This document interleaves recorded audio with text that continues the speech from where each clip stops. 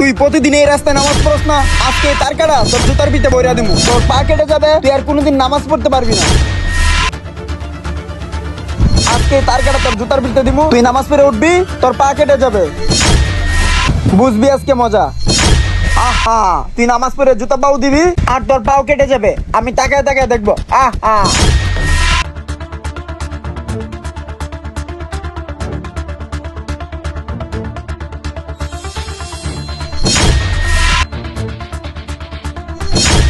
আরে ওই তো জুতা পাও দিয়ে দিল, ওর পাও তো কাটলো না, যাই তো যায় দেখি।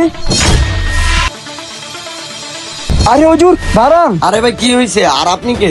আমার পরিচয় পরে দিতেছি, আগে আপনি জুতা খুলেন।